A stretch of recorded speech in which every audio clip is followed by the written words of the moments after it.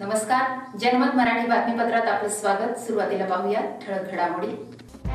आत्ताची या घडीची सर्वात मोठी बातमी। नाशिक जिल्ह्याच्या निफाड तालुक्यामध्ये रात्री उशिरा गोळीबार झाल्याची घटना समोर आली आहे। यामध्ये निफाड शहर व तालुका हादरला असून 3 फेऱ्यांमध्ये गोळ्या झाडल्या गेल्या।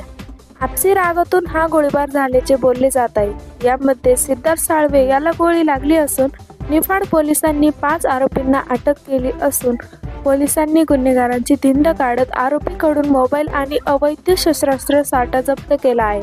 यामध्ये वरिष्ठ पोलीस निरीक्षक गणेश गुराव यांनी दिलेली प्रतिक्रिया पाहूया। निष्पन्न झालेला आहे आणि यांनी प्री प्लॅन करून आणि कट रचून जुन्या भांडणाच्या वादावरून हे सर्व गुन्हा घडून आणलेला आहे। न्याय संहिता कलम 109, 351, 352, 3(5) आर्म ॲक्ट, 3(25) तसंच 5(27) याप्रमाणे गुन्हा दाखल केलेला होता। परंतु सदर गुन्ह्यामध्ये हा प्री प्लॅनिंग करून गुन्हा घडून आणलेला होता। त्यामुळे पुढे आपण त्याच्यात गुन्ह्यात वाढ केलेली आहे आणि याच्यात 61(2) म्हणून आपण याचं कॉन्स्पिरसी या गुन्ह्यामध्ये ज्या आरोपींनी केलेली आहे त्यांचाही सहभाग याच्यात आहे आणि त्यांना याच्यात अटक करण्यात आलेली आहे। आरोपी रेकॉर्डवरचे गुन्हेगार आहेत का?